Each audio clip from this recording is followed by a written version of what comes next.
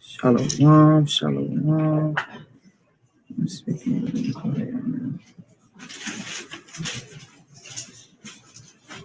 Shalom, family. Hope everybody's having a blessed Sabbath. Shalom. Shalom, sis. We miss you too. Happy Sabbath. This is our sister Maria that came last week. All praises. We miss you too. I'm gonna be getting with you to give you that Passover information too, sis. All praises, all praises. Look who we got in the building. Miss Tiani Flowers. How you doing, sis? Good to see you. Love you, sis. Look, she on every class.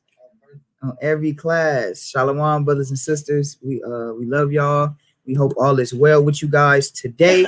We got a nice lesson for y'all today. I'm gonna just tell y'all that right now. We have a beautiful lesson for y'all today. Today's lesson. I hope everybody's good. Shalom to everybody. Shalom to everybody in class. Shalom. Can I get a big shalom? Shalom. Man, everybody just shalom, shalom, shalom. I'll be happy for the Sabbath. I don't know about y'all, but I'll be looking forward to it. Y'all be missing to go back to work? Oh, good. Jake be missing to go back to work. But you know, all praises. We love y'all online. We love y'all that's in class. And today's lesson, man, we got a lot that we're gonna tackle, man. I'm trying to make it quick, sweet, but it is a lot of history and scriptures that we're gonna go through today. Today's lesson is entitled "The White Man, the Greatest Thief of All Time." Understand?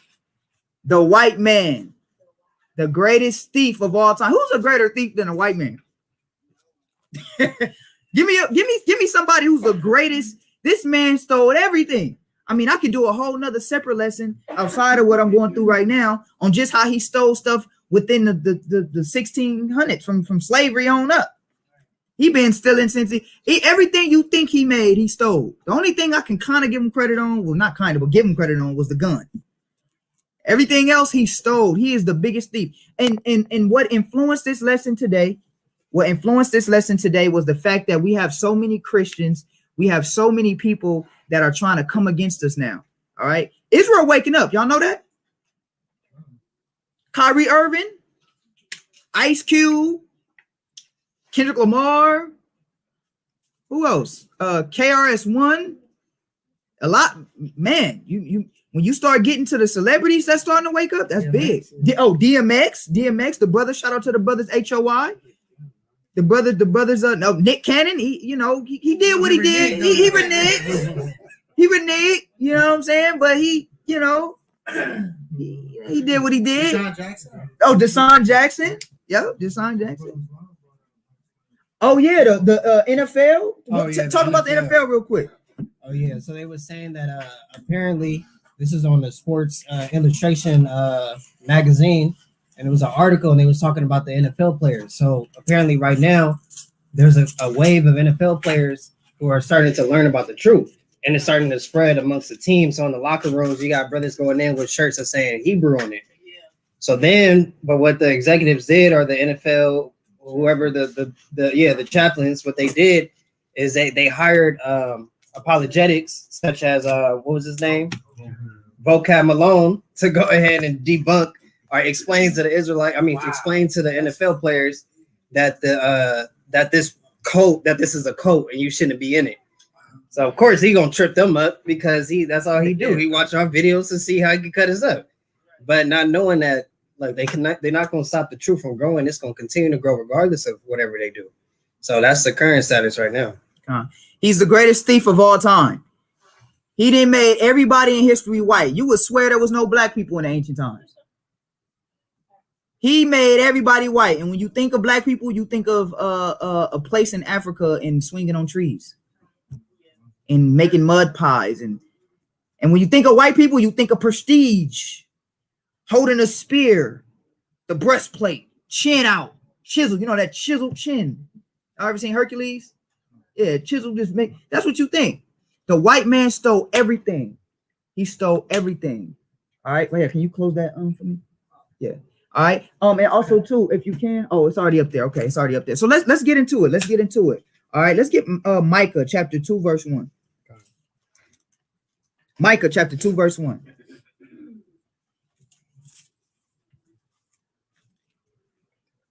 Mm-hmm. It's one of them small books, man. After Jonah. Yeah.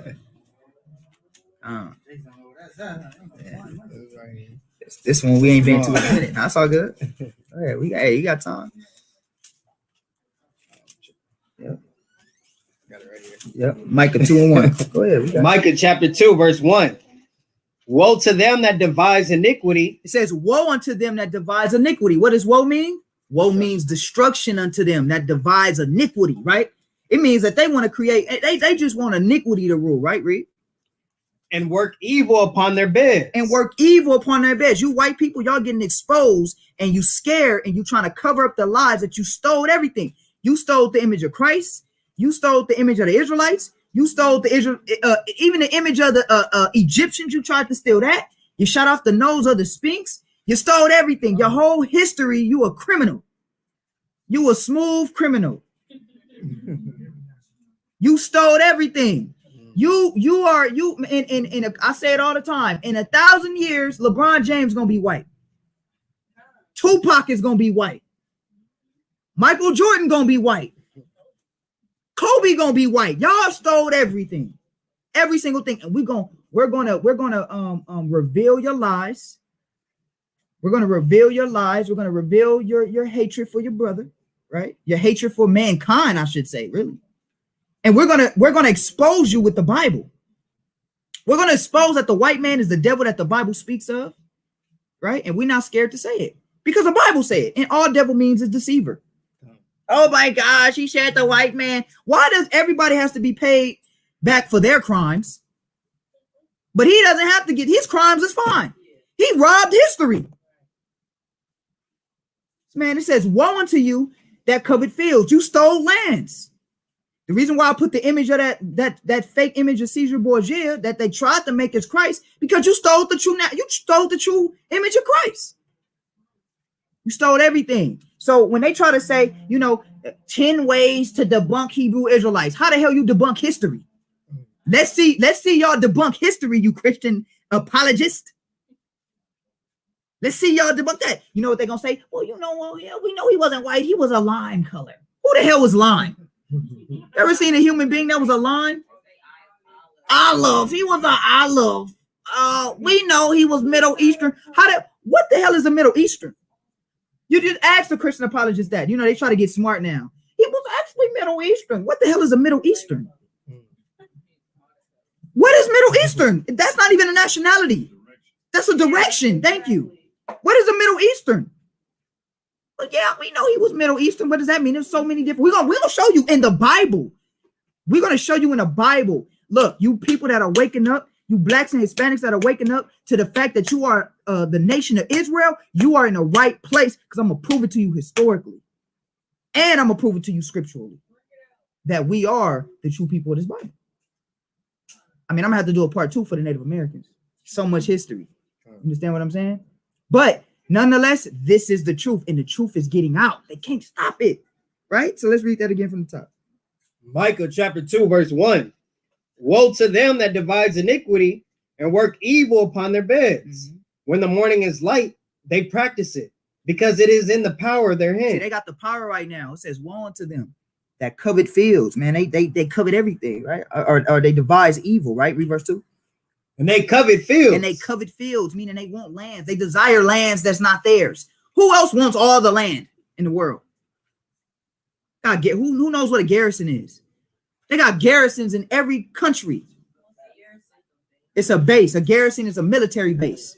America has military bases in every country. They covet fields. They stole the land of Israel. The Queen of England, all the royals, y'all been keeping up with what's going on with the royals and Meghan and all of that. They not even the real royals. Y'all stole that.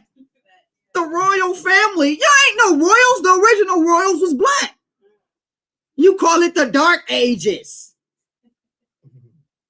Where melanated people was ruling. You damn crooks.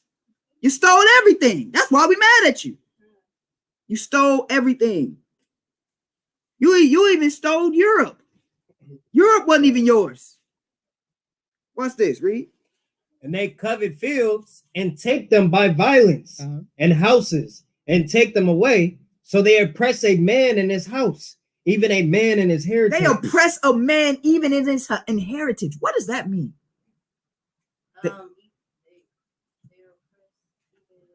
They oppress a man in his inheritance or his heritage. From like his lineage. Yeah, yeah. It means they take it from him. I'll take your heritage, it's mine now. And it's not yours. You're black. I'm an Israelite. You're a Negro.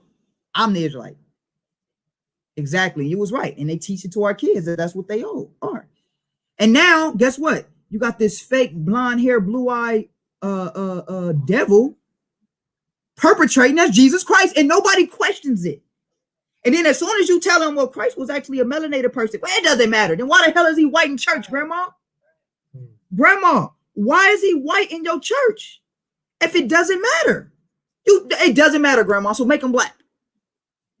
I mean, that's really what he is. But just even for the sake of argument, if it doesn't matter, then make him black.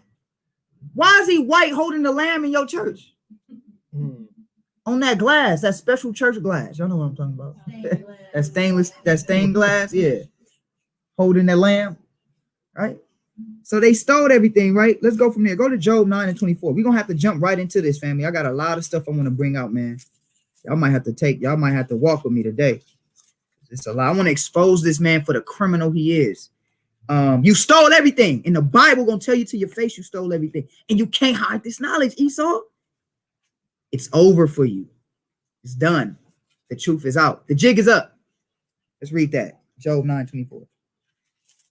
Job chapter 9, verse 24. The earth is given into the hand of the wicked. So who controls the earth right now? The scriptures say the earth is given into the hand of the wicked. The earth is given into the hands of the wicked. So who controls it right now? Read, watch this. He covereth the faces of the judges thereof. Uh-oh, this is a prophecy. It says that he covers the faces of the judges thereof. Who covered the faces of the judges? Who whitewashed all the black images of Christ? Who whitewashed all the images, the black images of the disciples? Who whitewashed all the images of the black images of Moses you can find? Who did that? And then put it in a book called Russian Icons, and then you only can buy it if it's $1,000-some. You know what? Matter of fact, we buying that book. We're gonna get that book. Because they're trying to hide it. You want to hide this knowledge, but you can't hide it, right? So it says, you cover the faces of the judges thereof. Read. Thereof, if not, where and who is he? You tell me another person that covered the faces of the Israelites, made them white, or made them whoever, or made them somebody else. Who else did that in the world? You literally have a historical event called the Renaissance that we're going to go into a little bit today, called the Renaissance, where you can go into history and you can find and research where they literally started taking images of antiquity and changing them. It's what Renaissance. They renewed everything. And Iconoclasts destroyed a lot of images. They were scared. They was like, well, we cannot empower these people again. Matter of fact, make them us. We're going to prove it to you. You so-called good Christians. I'm not an Israelite. You're stupid. You are. The Israelites are melanated people. So now the jig is up. Let's prove this real quick. The first thing I want to do is this. All right. I've touched on it before, but I'm going to touch on it a little bit today. I did a Nick Cannon lesson a long time ago, but I'm going to touch on it again today. All right. What does the term anti-Semitism mean? Or being an anti-Semite? Right? Put a 7 in the chat if you heard that term before. Anti-Semite. All right. Anti-Semitism. The Hebrew Israelites are anti-Semites. They're anti-Semites. Right? What does that mean? What does Semite mean? What does the word Semite comes from? Shem. All right. That word comes from Shem. We're going to give you a biblical history lesson. For all of you guys that don't know this information or never heard this before, but you heard it, in the media, anti-Semite, the war against anti-Semitism.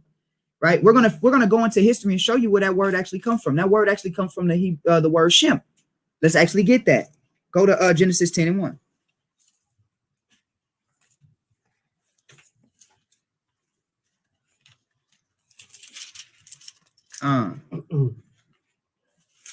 If y'all heard that, yep, we're gonna go into that word.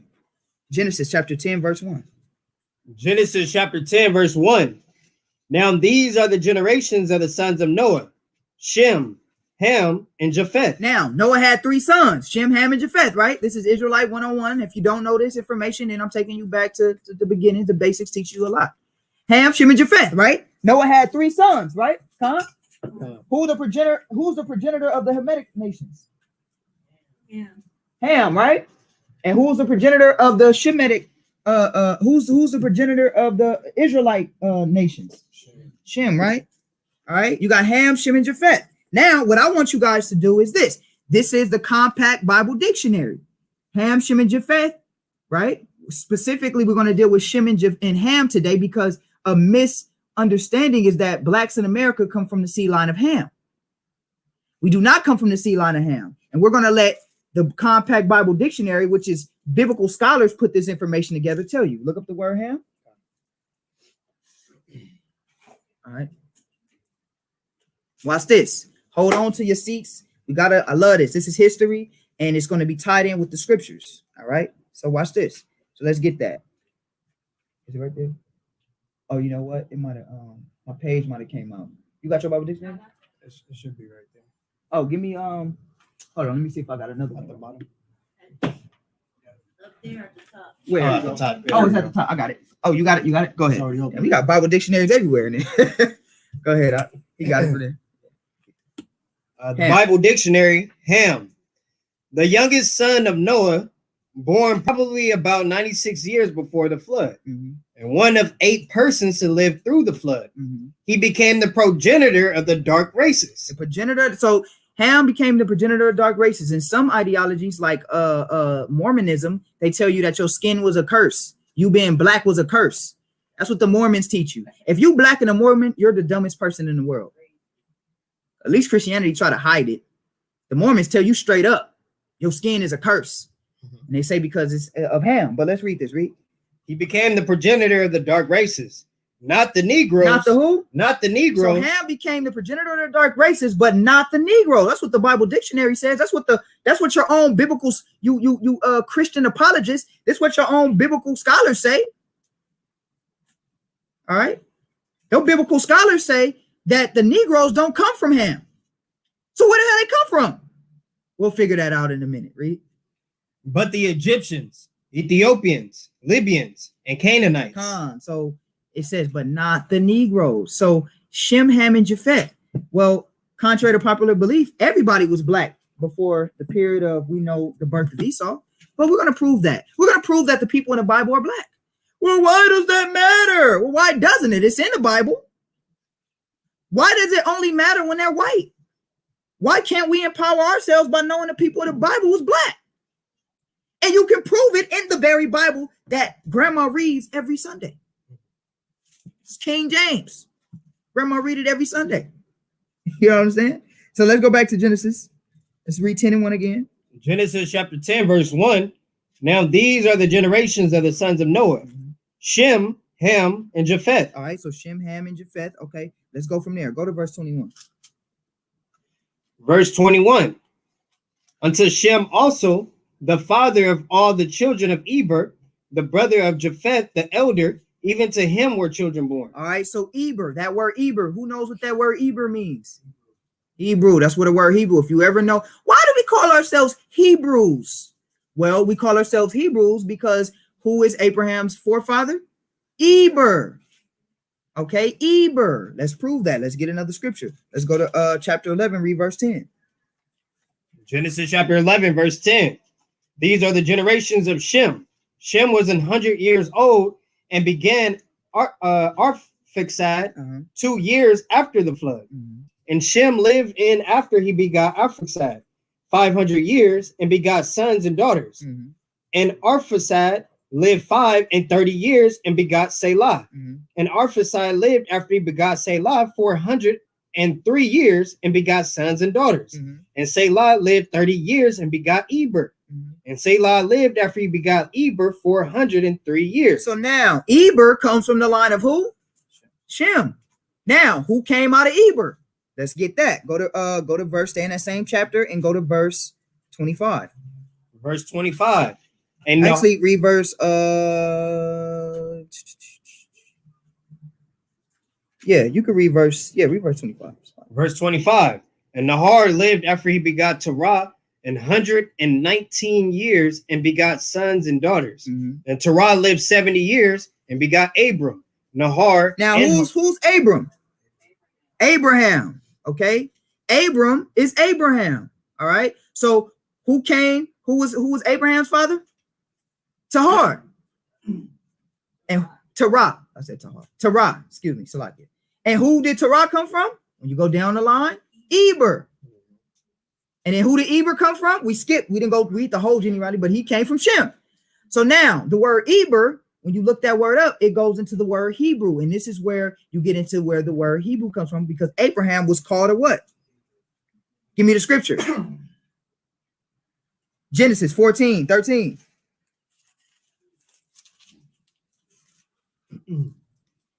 Genesis chapter 14, verse 13.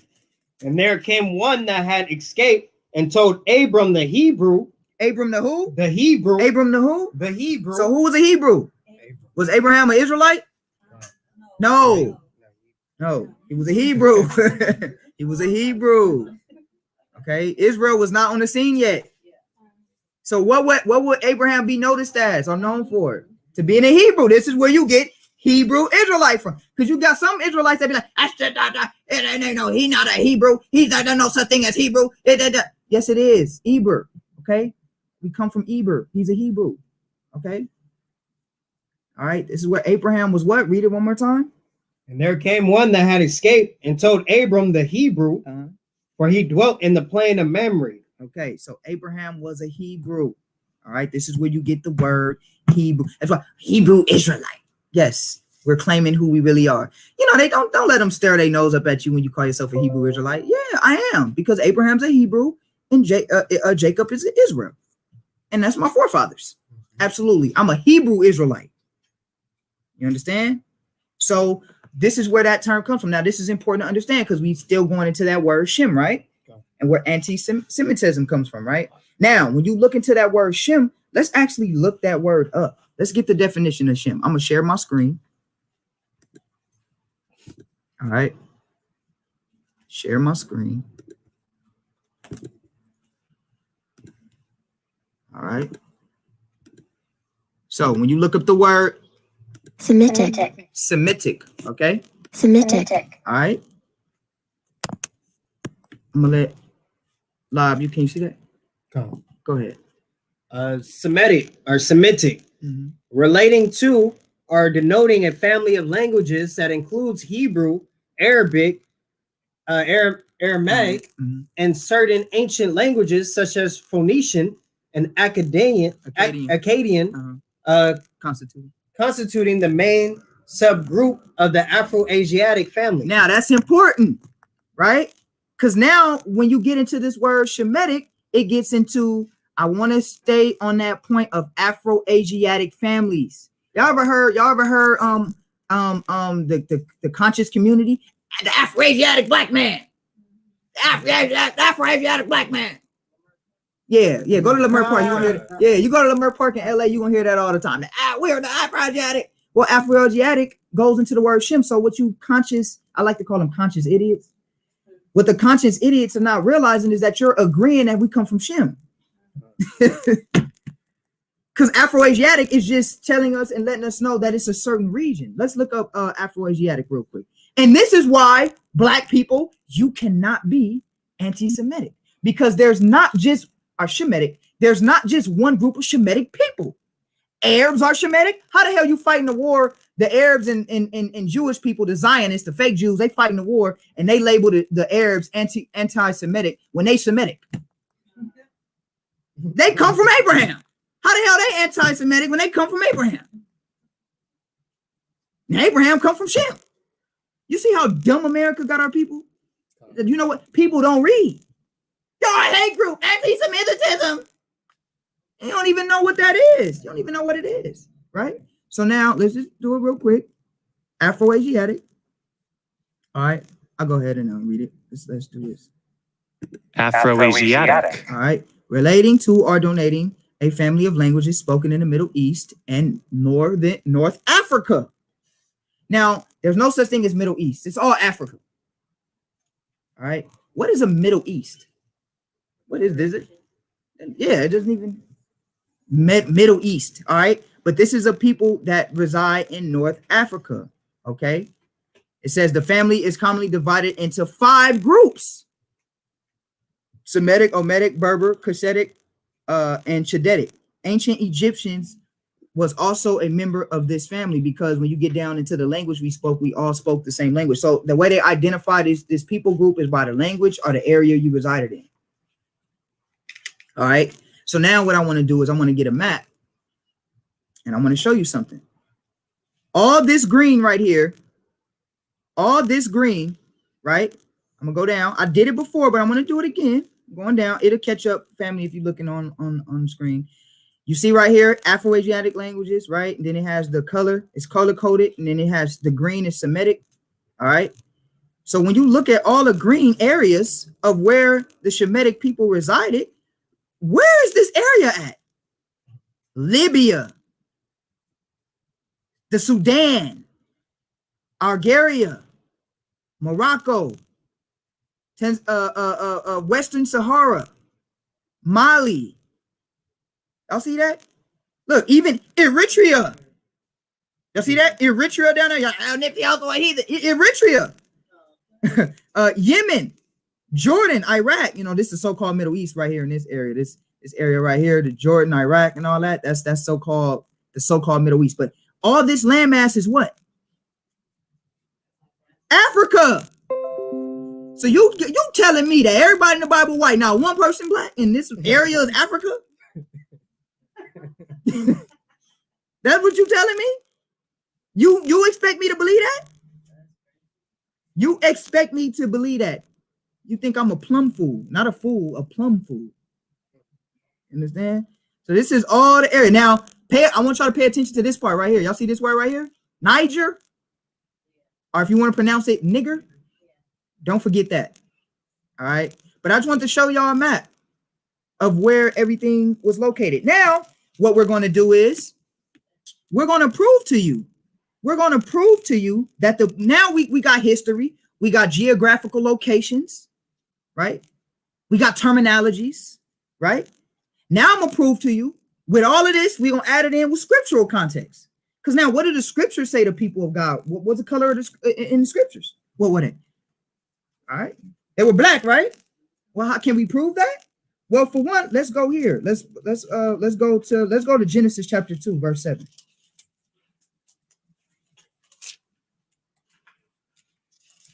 Now, I want to show y'all something. Let's see. This is all right. Who's familiar with this term right here? All right, it's gonna come up. Who's familiar with that term, the Fertile Crescent? Who's ever heard that term before? All right. You have not heard the term, the Fertile Crescent? I suggest that you research it. I'm going to read this, right? Fertile Crescent. The Fertile Crescent is the crescent-shaped region in the Middle East. That'll go with that Middle East word again. Spanning modern-day Iraq, Syria, Lebanon, Palestine, Israel, Jordan, and Egypt. What did we just say was the area of the ancient Semitic people or Afro-Asiatic people? Those places.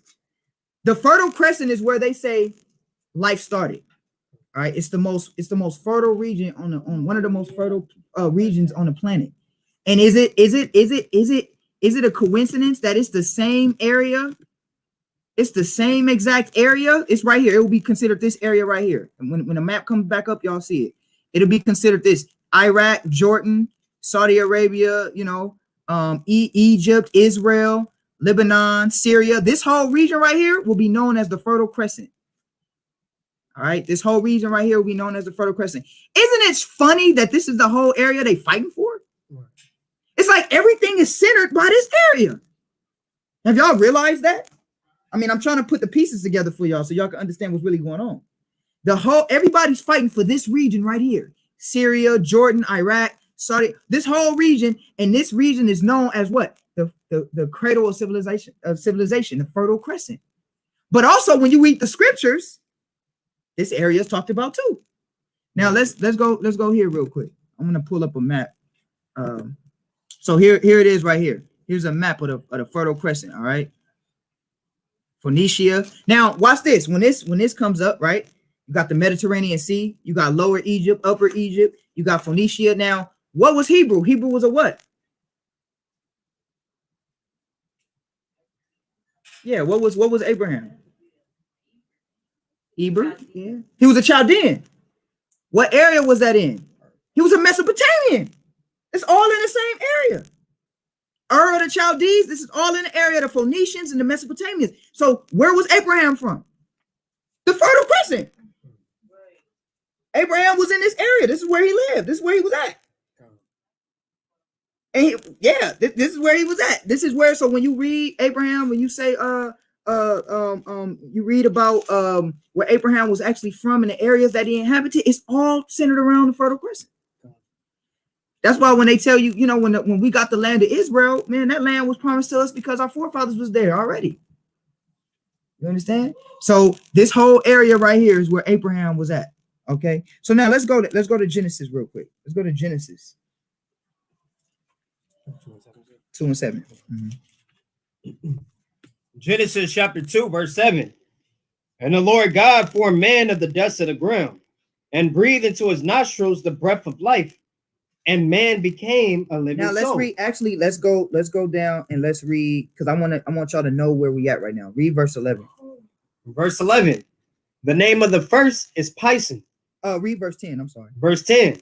And a river went out of Eden to water the garden, and from thence it was parted and became into four heads. Mm-hmm. The name of the first is Pison. Mm-hmm. That is it which compasseth the whole land of Havilah, mm-hmm. where there is gold. And the gold of that land is good. There's bdellium, mm-hmm. and the onkstone. And the name of the second river is Gihon. The same, or Jihon. Mm-hmm. The same is it that compasseth the whole land of Ethiopia. Uh-huh. Uh-huh.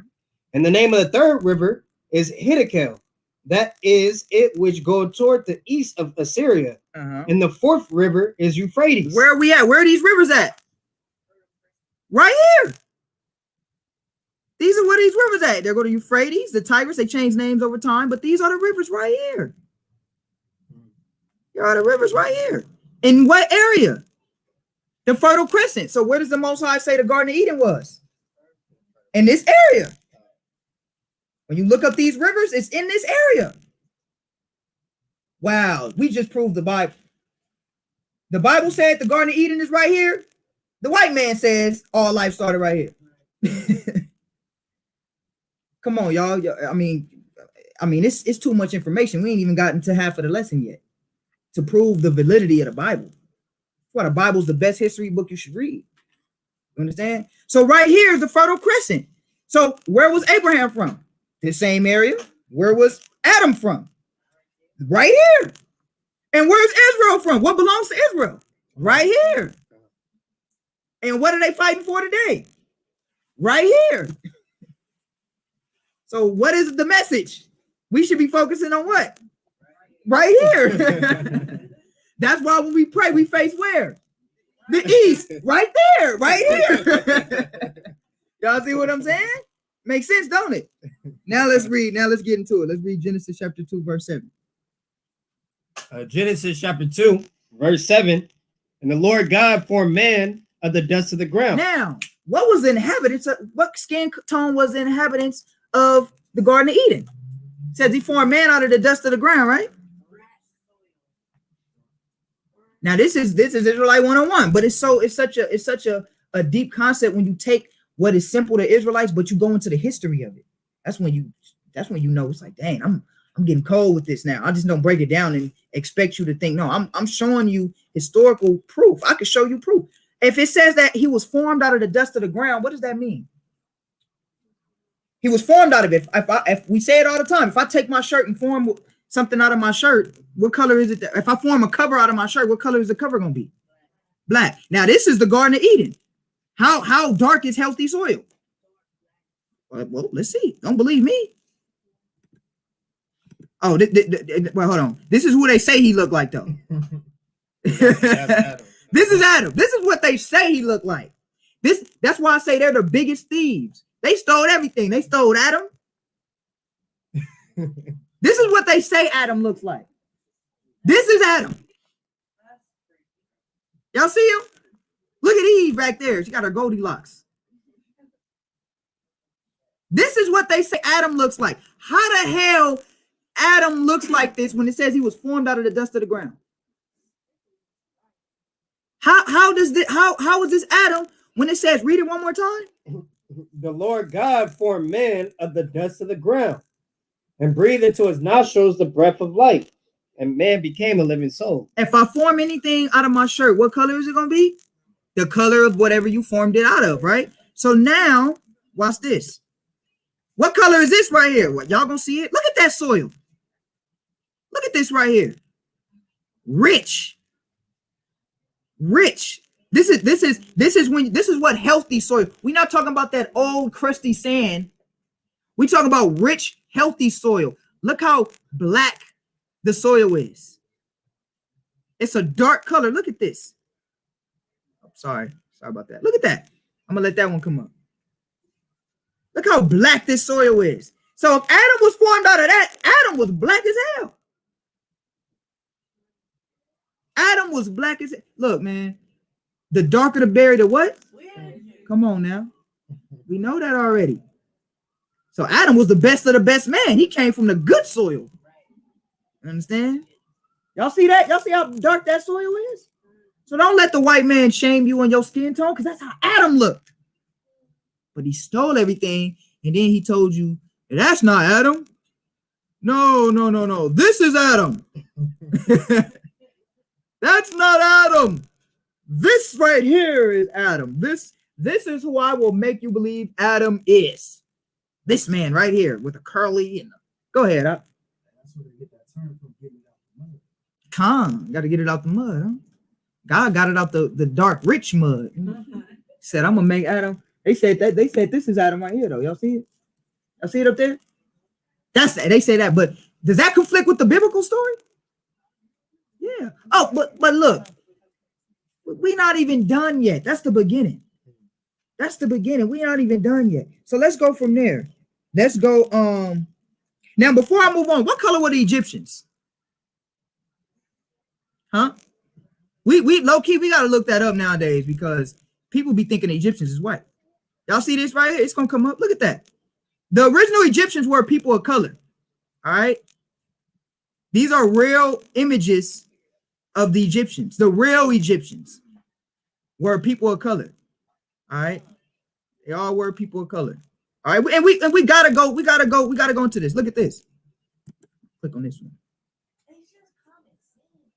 Look at that. Egypt was a people of color. Look at this. Look how dark this dude is. Look at that. There any speckle of white skin on him? Nah. They tell you the Egyptians were this though. Look who they got playing the Egyptians though.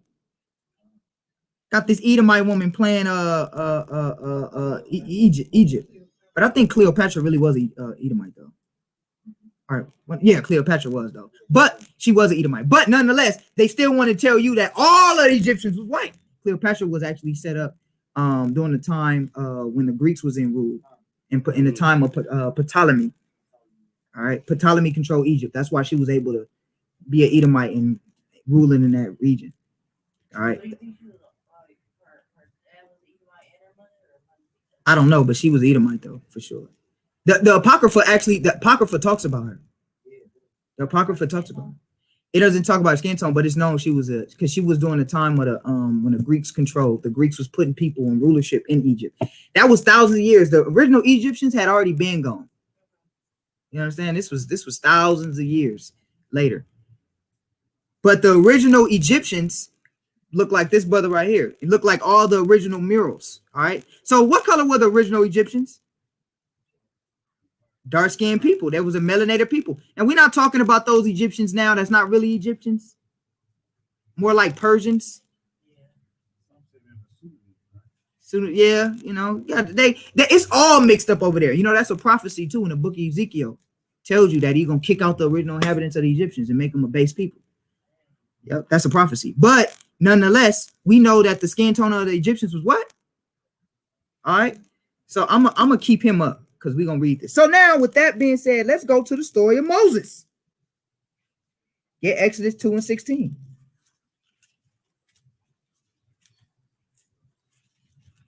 Let's see if the Bible proves that the people of the book were a people of color. Very simple. Some precepts brothers might have, some precepts brothers might not have. Let's read Exodus chapter 2, verse 16. Exodus chapter 2, verse 16.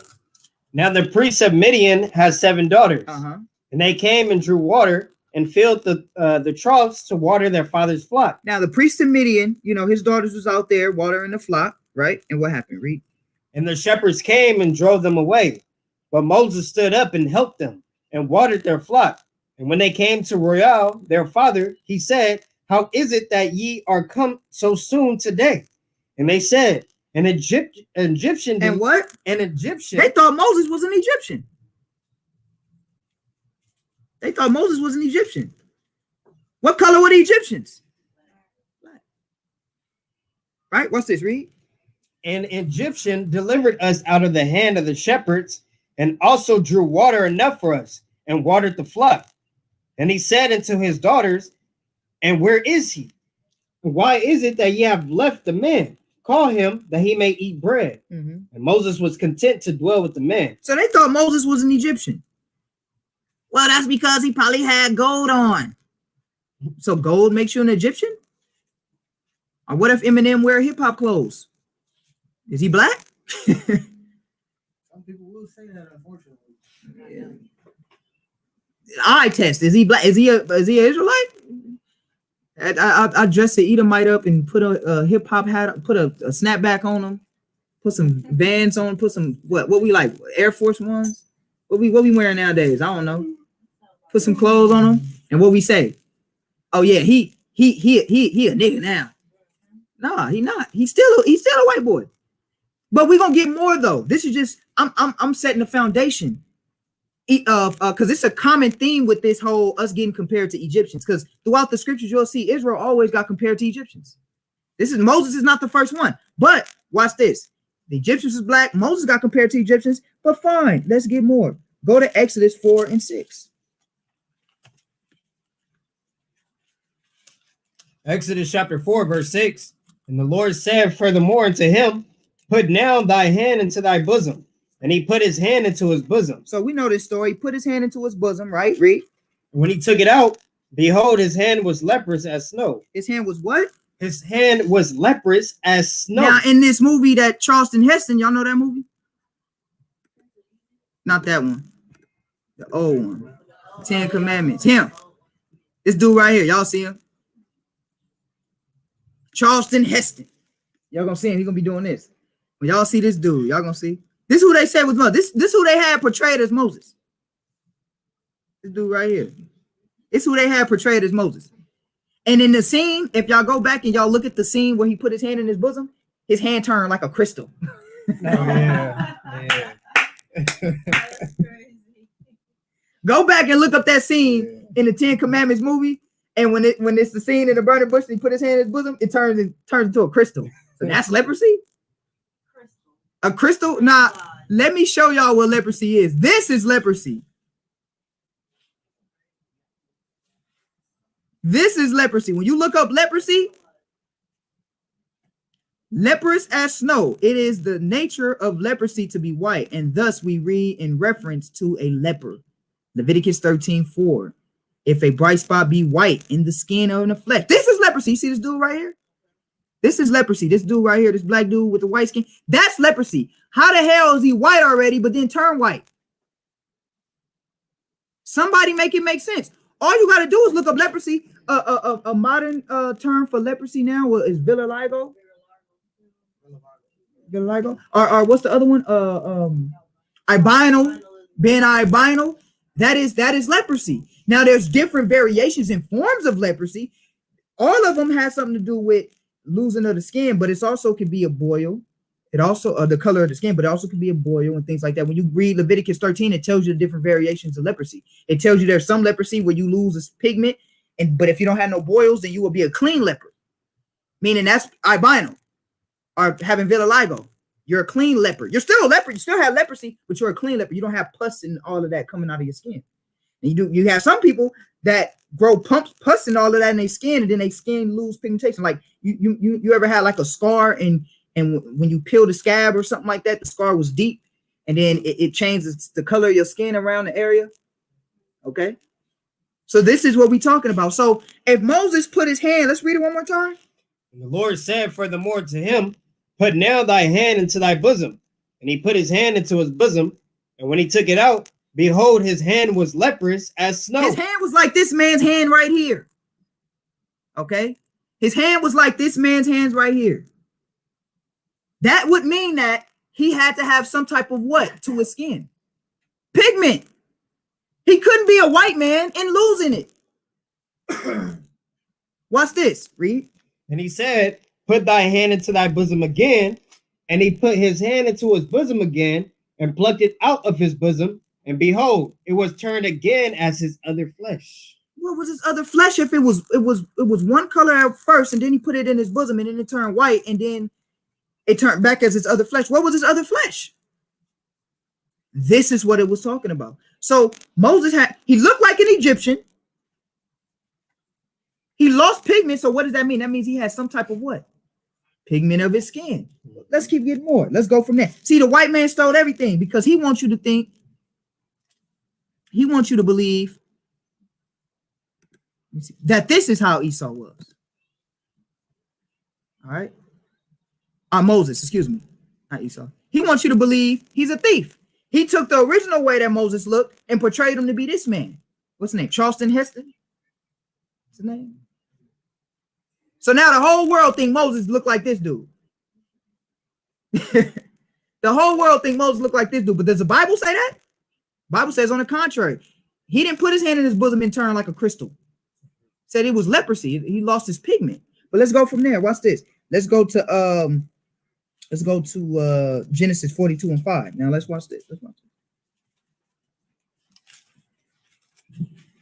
The white man stole everybody and whitewashed them. The Bible says that there are people of color. We got more. We got a lot. All right. Hopefully I can get through everything. All right. So let's read this. 42 and read verse 5. Genesis chapter 42, verse 5.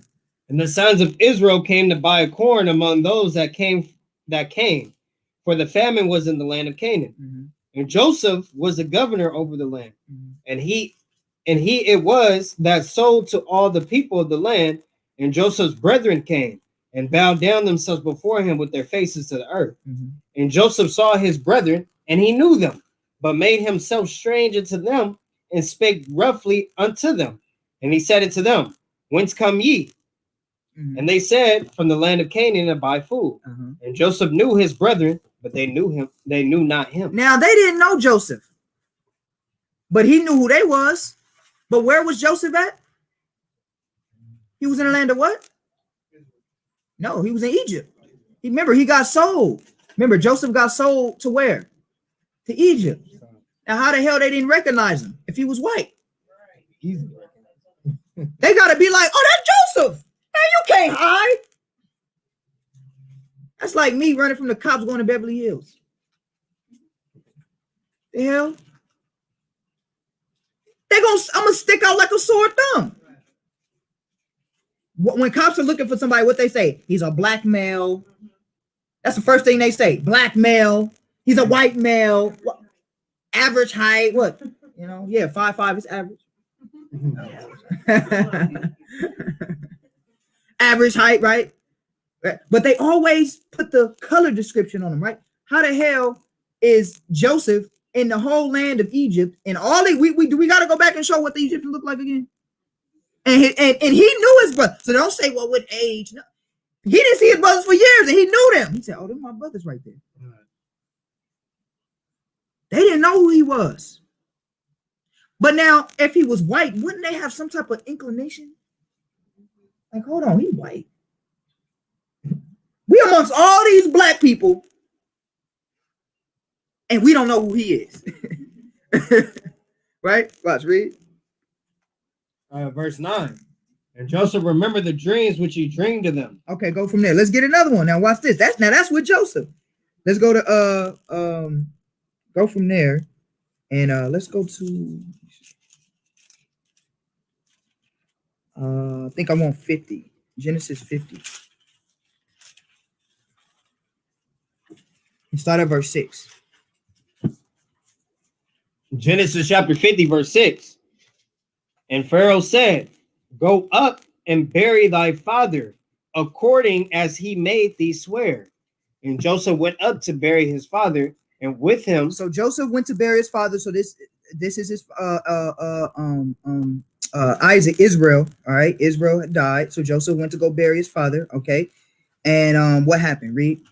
And with him went up all the servants of Pharaoh, the elders of his house, and all the elders of the land of Egypt, and all the house of Joseph, and his brother, and his father's house. Only their little ones and their flocks and their herds they left there in the land of Goshen. So now they was about to go bury Jacob. Okay, Jacob had died, and they were about to go bury. Now, one of Jacob's wishes was, don't bury me. I want to be buried in the land of where my fathers are. So go take me back to Canaan and bury me over there. All right. So now this is what Joseph is doing, right? Read. And there went up with him both chariots and horsemen, and it was a very great company. Okay, so you had a mix between Egyptians was there and Israelites was there. It was a mix, and they all went to go bury Joseph's father, Jacob. Right? Read. And they came to the threshing floor of Atad, Atad, which is beyond Jordan, and there they mourned with a great and very sore. So where was they at? Beyond Jordan? Where's that at? Fertile Crescent. So where is he going back to get buried? Fertile Crescent, where it all started. That's our land of our nativity. That's why it says, that's why the scripture says Jerusalem is the what? Mother of us all. Because that's where life was started. So he went to go be buried where his fathers are. Okay. So, but watch what happened though. Read. And he made a mourning for his father 7 days. And when the inhabitants, and it's also a precept, they know the laws was before Moses, because how long are we required to mourn when somebody dies? 7 days. Joseph knew that law, didn't he? Come on, read. And when the inhabitants of the land, the Canaanites, saw the mourning in the floor of Atad. So the Canaanites looking at this, they're like, dang, look at this. Look at this great number of people, man. Read.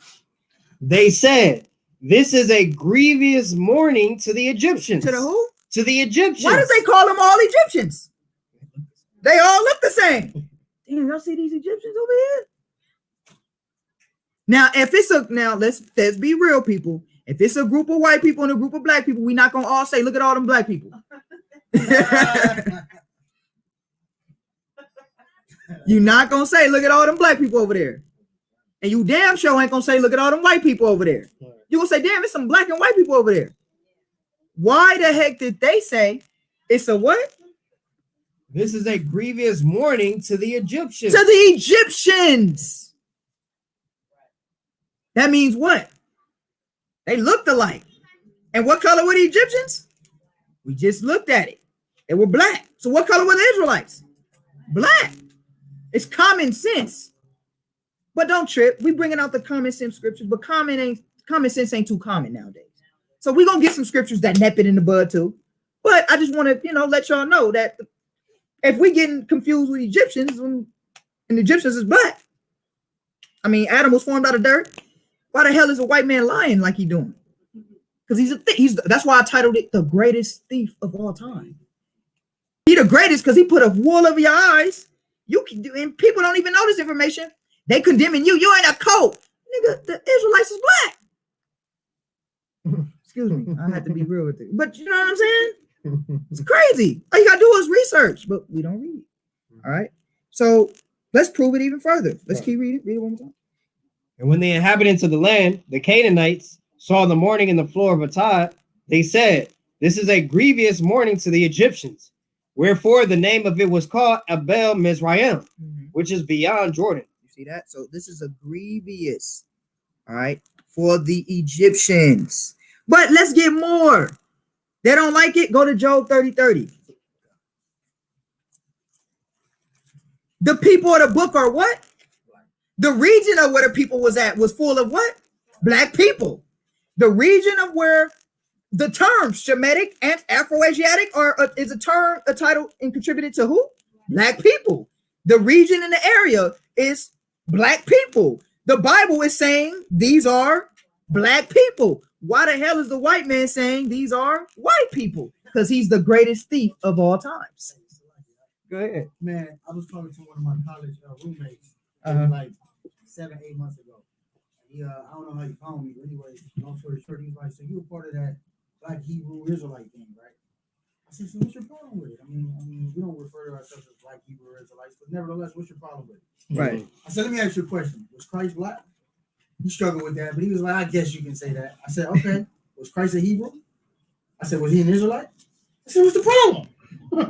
I said, we following the same people that you say you believe in. Christ is a Hebrew, Christ is black, and he's an Israelite. What's the problem? Confounded, man. Yeah, he was confounded. But they don't even think about some of the stuff they say. The Black Hebrew Israelites. Okay, well, get Yahweh Shai name out your mouth. right. You black Hebrew Israelites. The area of where the Jews say they come from was full of black people. I mean, look, you Christian apologists, you non-believers, whatever, you can't fight history. That's why I say, man, F it. We'll beat you with history then. I'm gonna prove it to you. Geographically, I'm gonna prove it to you. The area is full of black people. Terminology wise, I'm gonna prove that the terms you use to attribute to the so-called white man being a fake Jew is attributed to black people. And we ain't even gonna stop there. I'm gonna show you before antiquity, before the Renaissance, all the images was black. How you gonna fight against that? Vocab Malone, I want to see him break that down. Break that down, Vocab Malone. Break down why before the Renaissance, all the images of the disciples was black. Vocab Malone. Well, the Hebrew Israelite identity. No. I want you to explain to me why these images before the Renaissance are black. And then after Renaissance, they turn white. That's what I want. Why nobody ever asked them that? Right. Nobody ever asked Vocab that, huh? I ain't never seen it. Let's stop fighting their battles. They're going to fight ours. Go to history. Show me how the hell in history they were black and now they white. I'm going to show you. We ain't even got to the meat yet. Let's go to Job 30:30 real quick. Job chapter 30, verse 30. My skin is black. Job said his skin is what? Is black. Skin is a living organism. His what? His skin is what? Is black. His attitude? My skin is black. His personality? My skin is black. Well, he was real sad, so he turned black. My skin is black. His skin. Let's look at what Job looked like on the internet.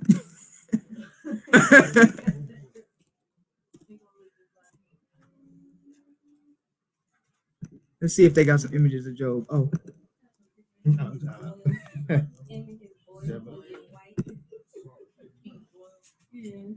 is what the hell they say Job look like.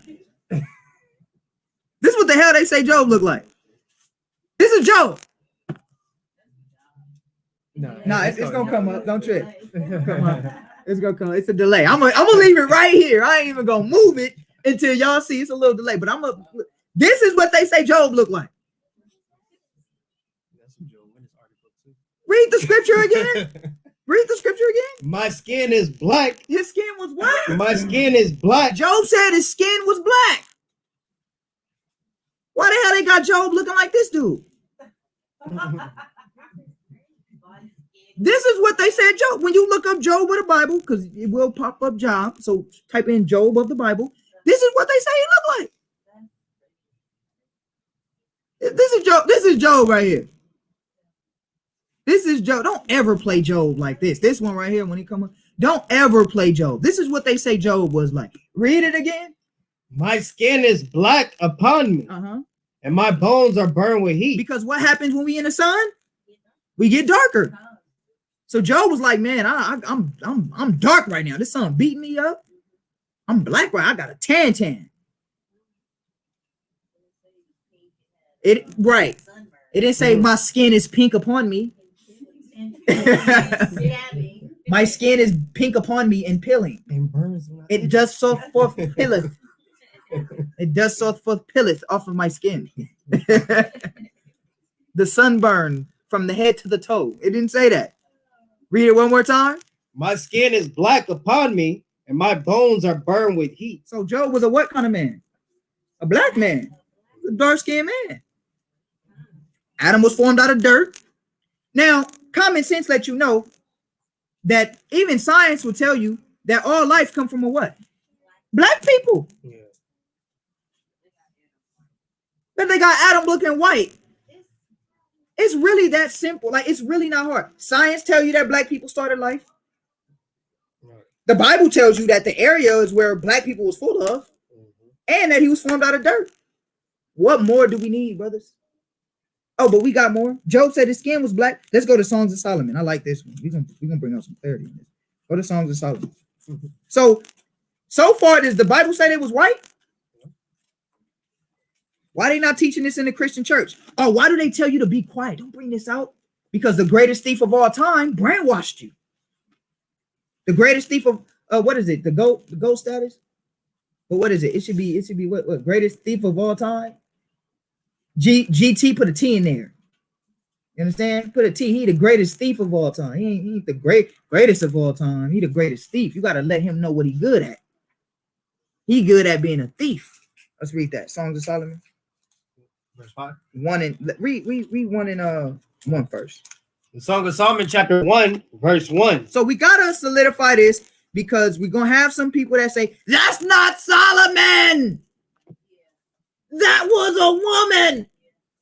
Well, we're gonna prove it right now. And it's very simple. We're gonna prove it very easy. Who is this? Read. Verse 1. The Song of Songs, which is Solomon. The Song of Songs, which is who? Solomon. Which is that woman? Solomon. Which is Which is Solomon. Who's the author? Solomon. The Song of Songs, which is who? Solomon. The Song of Songs, which is Solomon's. But hold your horses right there. Well, why? Let's keep reading. What's this? Verse 5. I am black, but comely. But wait, no, read verse 2. Oh, I verse want 2. to get this. Yeah. Let him kiss me with the kisses of his mouth. See, that couldn't be Solomon. What you saying? Solomon gay? No. What is this? A psalm or song of Solomon, ain't it? Don't Neo write for women? Didn't Neo write to the left? Didn't well, Neo gay. Okay, whatever. Did R. Kelly write for women? Did the artist The Dream write for women? These men, there's men that write for women all the time. So when it says a song of Solomon, what is Solomon doing? He's writing a song. You know how you know this is a song? I'm gonna show you. Because in one instance, it's talking about from a point of view of a woman. And then when you go in mid-chapter, verse 8, read verse 8. Verse 8. If thou know not, O thou fairest among women. What now? It's switching. So now when you read the whole chapter in they like read the whole chapter. When you read the whole chapter, it goes from a woman's point of view, and then it switches and goes back to a male point of view. So what you saying? The woman wrote that part and the man wrote this part? No, it's the Song of Solomon. Solomon was writing from a male perspective and a woman perspective. Why? Because the wisdom of this whole book is about the relationship between the Most High and Israel. So Solomon was writing from a female perspective and a male perspective. All right. So now when you read verse 5, watch how it switches. Read 1 all the way down to 6. Come. Verse 1. The Song of Songs, which is Solomon's. Let him kiss me with the kisses of his mouth, for thy love is better than wine. Mm-hmm. Because of the savor of thy good ointments, thy name is as ointment poured forth. Mm-hmm. Therefore do the virgins love thee. Mm-hmm. Draw me, we will run after thee. The king hath brought me into his chambers. We will be glad and rejoice in thee. We will remember thy love more than wine. The upright love thee. Now, that's from the woman perspective. Now, what do you have directly after that? A period. So that ends that statement. Now watch this. I'm going to show y'all something. Now read verse 5. Verse 5. I am black, but comely. Now it just skips. It turns the whole, what was talked about, it just flips. Now it goes to randomly, I am black, but comely. Well, watch this. Read. I am black, but comely. O ye daughters of Jerusalem. Why the hell would you have to tell the daughters of Jerusalem you black and beautiful? if you a girl? Why would a woman tell the daughters of Jerusalem, I'm black and I'm beautiful in this type? Because you know, this is all in a sexuality context. So why would, if this was indeed a woman, this whole thing was about a woman, why would the woman say, I'm black and beautiful, oh daughters of Jerusalem? Read. O you daughters of Jerusalem, as the tents of Kedar, as the curtains of Solomon. Look not upon me because I am black, because the sun have looked upon me. My mother's children were angry with me. They made me the keeper of the vineyards. My own vineyard have I not kept. Read. Tell me, O thou whom my soul loveth, where thou feedest, where thou makest thy flock to rest at noon. For why should I be as one that turneth aside by the flocks of thy companions? So who is this writing? What perspective is this writing right now? This is a male perspective. How do you know it's a male perspective? Because he just told the daughters of Jerusalem. He just said, I'm talking to the daughter. The first perspective was a woman talking to the king. This perspective is I'm talking to the daughters of Jerusalem. And as he goes down, he has a question. He asks a question in verse 7. And then read verse 8. Watch this. Verse 8. If thou know not, O thou fairest among women. Fairest among women. So who is he talking about? He's talking about women. This is a man talking about women now. Read. Go thy way forth by the footsteps of the flock, and feed thy kids besides the shepherd's tent. Read. I have compared thee, O my love, to a company of horses. And then when you keep reading, it goes into him explaining how he thinks women are beautiful. So what do we have here in this one chapter? You have a love song. But who was it written by? Who was it written by? Solomon. Now, if you want to just go ahead and play the games and you don't want to see the plain easiness of the text, we would just say it like this. Well, damn. If this woman was black as hell, she's the only black woman there. And if Solomon having sex with her, what is his kids? Cause why was they mad? Why was the royals mad at the prince? Because he married a woman, even though her daddy a Edomite, her daddy white, her skin still black. And if you watch the Oprah interview, what's going on with Megan, the little royal stuff that's going on, they said, you're not worried about how the baby gonna look? Because what color was that baby gonna be eventually? He's gonna be black. So either way you try to switch it, spin it, Solomon, we know this is Solomon, period. But either way, it's black people all. So why is black people not ever referenced in the Bible? Because they're the greatest thieves of all time. They stole it. Now read verse 5 again. Verse 5. I am black but comely, O you daughters of Jerusalem, as the tents of Kedar, as the curtains of Solomon. So it says, I am black but beauty. When you look up the tents of Kedar and the tents of Solomon, his tents, they some black tents. So let's go from there. Let's get more. We're going to expose the lies. Let's go from there. Let's go to Acts 21 and 38. Y'all know they love Paul, don't they? What color is Paul when you Google Paul? Hold on, let's Google Paul. White man going bald. Oh, shit. You guys ever seen a movie called Skin? So it's about a black girl in Africa. No, it was a white couple, a white man and a black man. They lived in Africa. They from Africa. They had a white son and they had a daughter. And the daughter was black. She was real light, but nappy hair. You know, like looked like a black girl. So, but she was raised up like in their white community.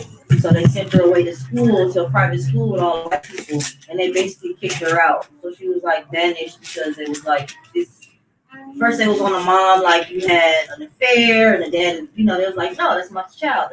So they had to basically, her history, their lineage, somebody in their family was black, It's based in Africa. It's a true story, too. That's what I'm talking about, apartheid, right? No, it's called My Skin. It's called Skin. You seen it? Yeah, it's a true story. It's good. Yeah, okay. Yeah, I think I heard of that. I'm going to look that up. Look at this. Do y'all see this image right here? Y'all see this? Who is this right here? When y'all look up Paul in the Bible, this is who come up. This is Paul. Hey, Lob, you hit it right on the nail. A white man with a bald head, with a bald spot, with losing his hair, Yeah.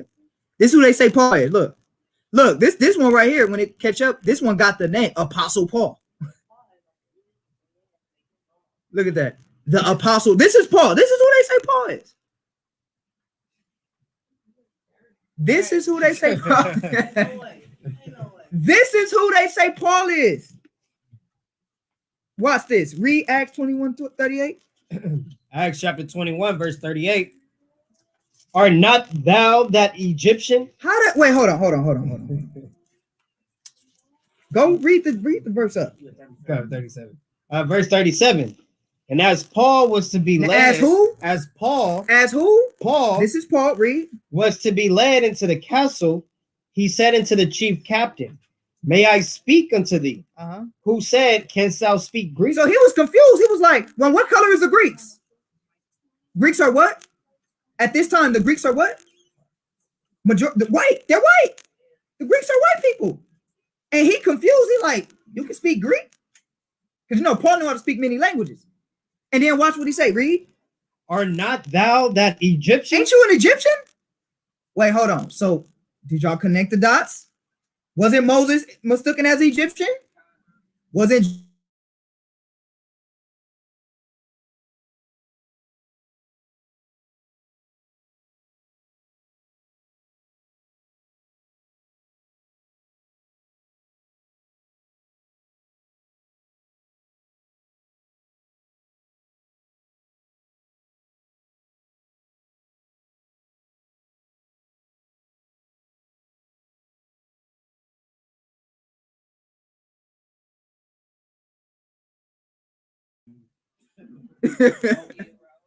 look like some Skid Row.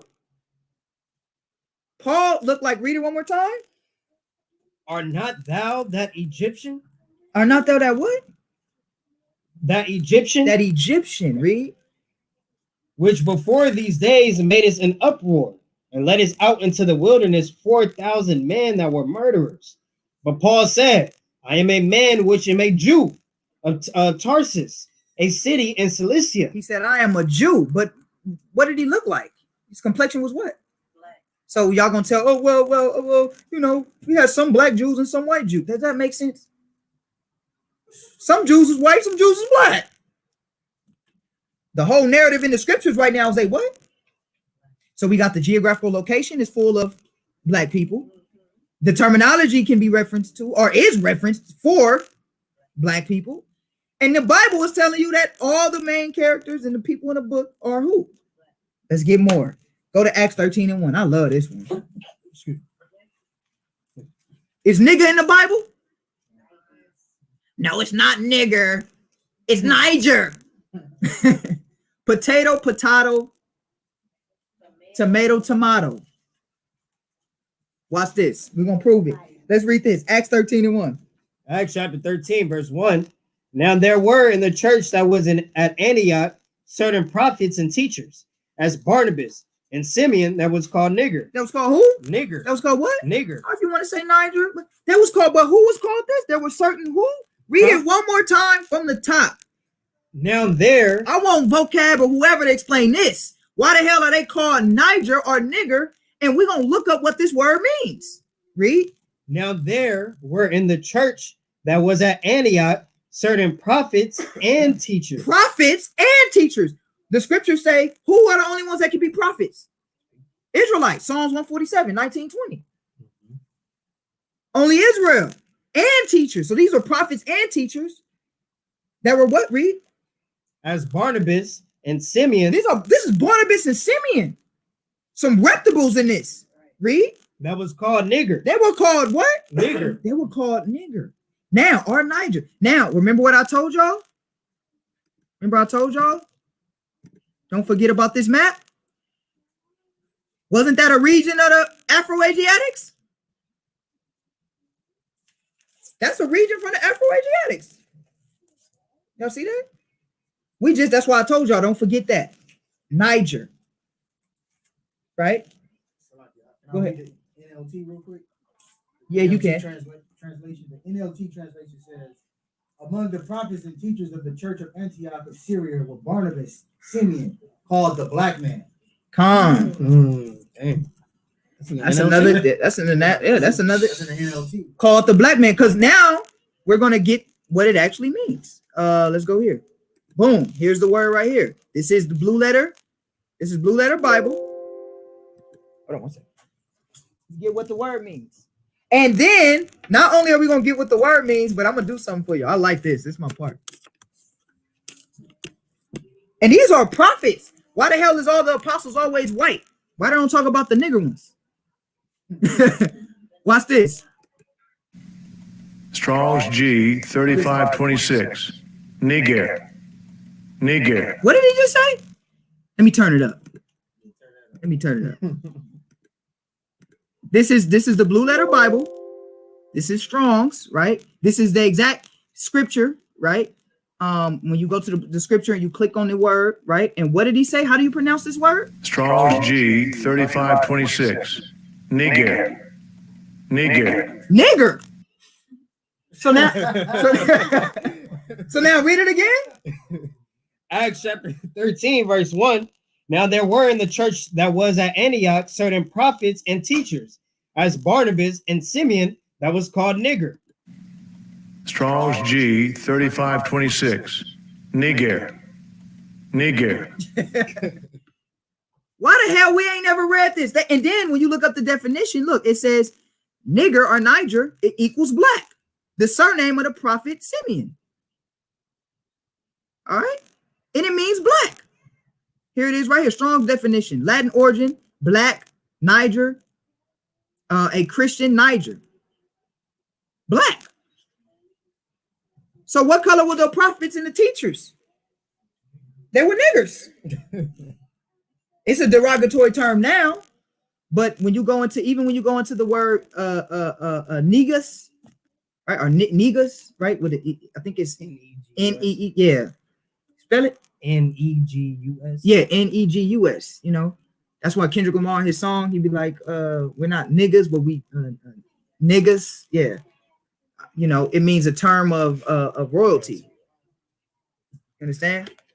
So the white man made it a derogatory term. All right.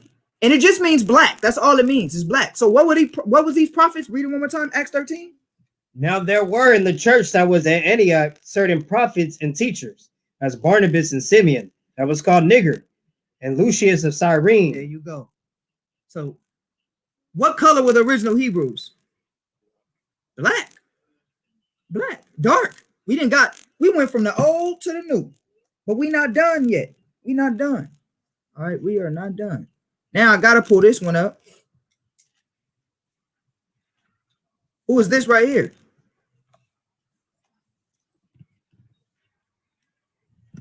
Gotta pull this one up. Who is this when he come up? The damn devil himself. The devil in a painting.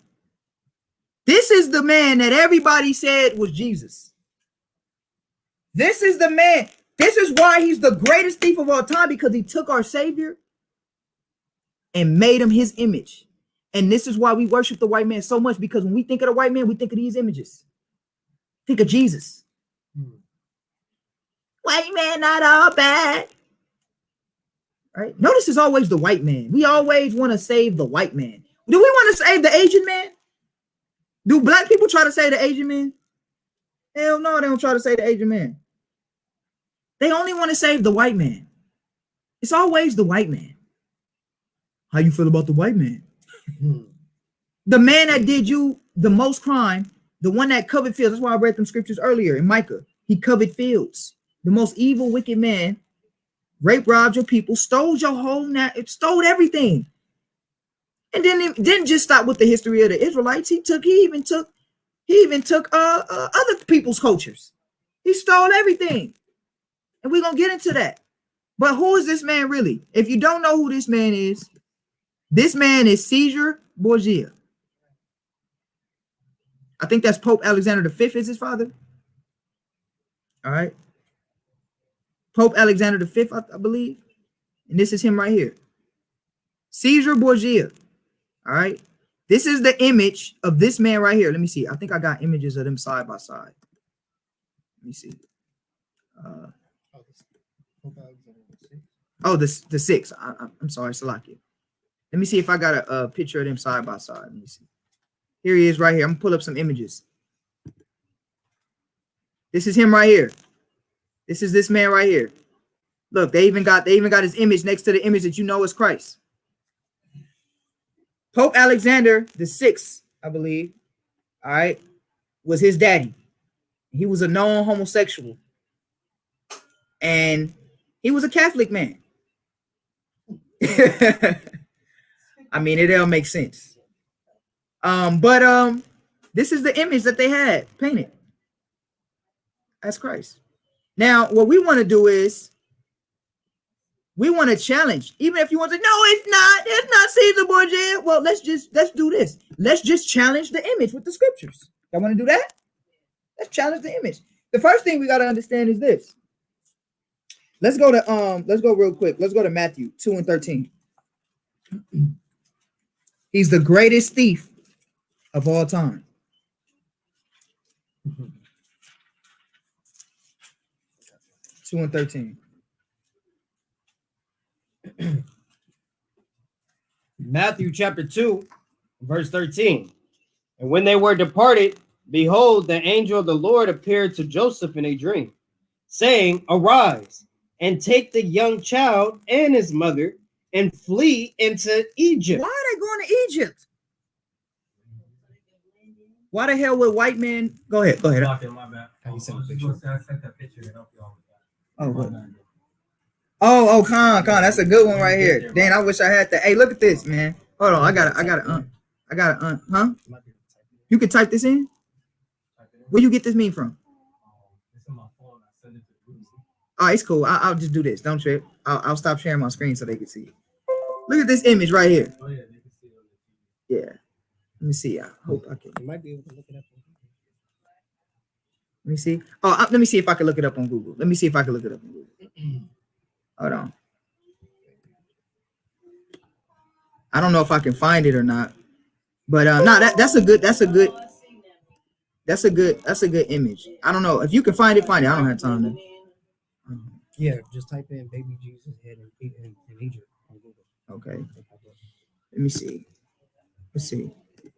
Let's try to find that image. I'm gonna try to find that image. All right, you said type in what? Baby Jesus head in Egypt. Okay. Let me see. Baby Jesus.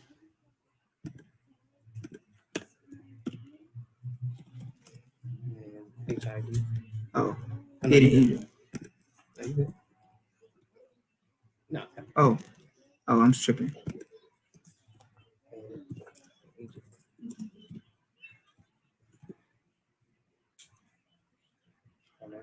Let me see. Where is that image? It was HID. Oh, my bad. Oh, here he is right here. Yes, found it. All right. Here it is right here. This is Jesus right here. Baby Jesus hid from Herod in Egypt. This is what it would have looked like. And he trying to find a Messiah and kill everybody. He trying to kill. This is what it looked like. What the hell he hiding in Egypt? Read that again. Verse 13. And when they were departed, behold, the angel of the Lord appeared to Joseph in a dream, saying, Arise and take the young child and his mother, and flee into Egypt, and be thou there until I bring thee word, for Herod will seek young child to destroy him. You see that? Does that make any sense? Blue-eyed, blonde hair, hiding in Egypt amongst a whole bunch of black people? Well, now here's the thing, though. We're gonna prove to you. We're gonna get to it real quick after I bring out Christ.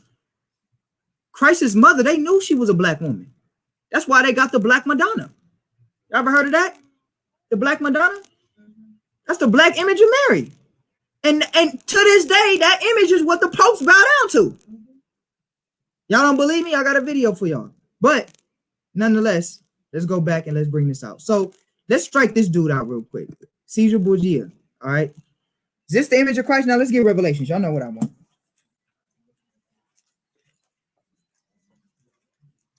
I'm sorry, verse 1. Yeah, start at verse 1. Revelations chapter 1, verse 1. Revelation chapter 1, verse 1.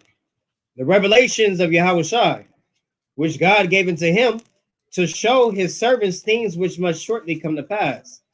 And he sent and All right, so this is a revelation of Yahweh Shai, meaning this is a revealing of Christ. Let's go to verse 13 now. verse 13.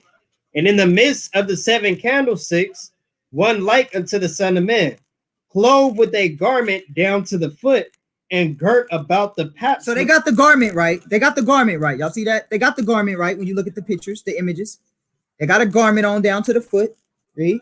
About the paps with the golden girdle. But he had a golden belt on. So it looked more like what we wear. When we wear them garments and we put the belt on.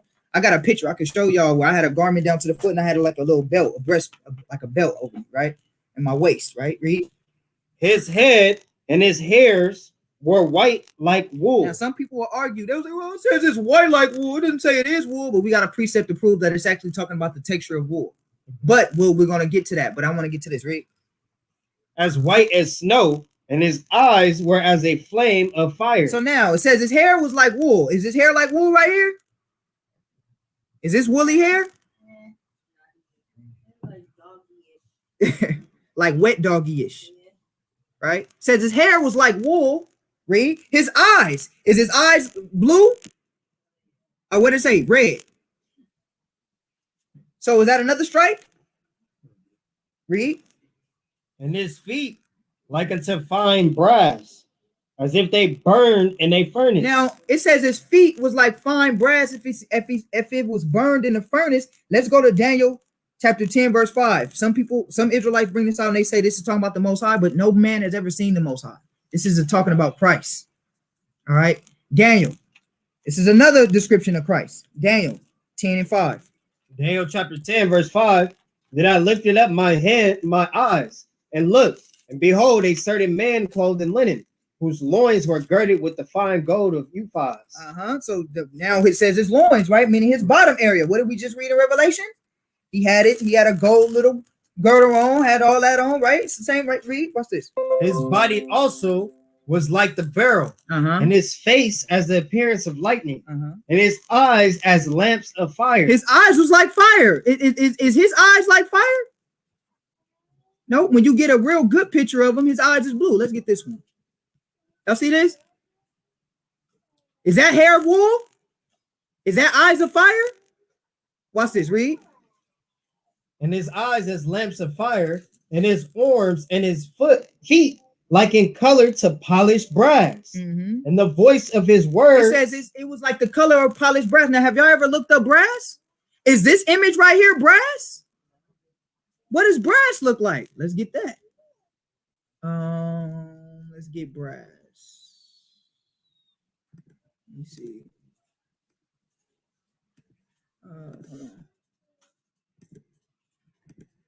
Hold on. Where's that brass at?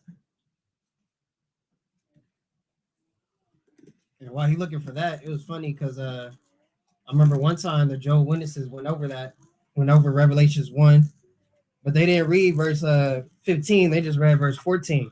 Wow, so they just skipped that, huh? They stopped, but even when they was reading verse 14, when they talked about his eyes, they said, yeah, his eyes is gonna be red because he was stressed out. That's why it was red. That's why the image is blue now, but it's gonna be red later. Like his eyes was red because he was stressed out. Y'all see this? And he was angry. This is burnt brass. This is burnt brass. So what color was his skin? Black. Says his arms and his feet was like brass. Why did they only see his arms and his feet? Because they couldn't look at his face. His face was too brilliant. They couldn't look. The only thing they could see was his body. So when I look down and brother look under this table and I got my socks off, brother gonna say, dang, right to the feet. His feet is gonna be the same color as his body. You understand? So what color was Christ? Now, how is he brass or being compared to brass? But then we got him looking like this. We got him looking like that. Well, this image you'll find out is Caesar Borgia. This is not the image of Christ. You understand? This is not the image of Christ. This is a counterfeit. This is an imposter. This is a thief. This is a counterfeit. This is a liar. Understand? This image right here is the image of the devil, because this image makes you believe I can do whatever sin I want, he'll forgive me, and you think of him. This is a devil right here. It's not the image of Christ. The image of Christ is of a melanated person. Let's get Daniel 7 and 9.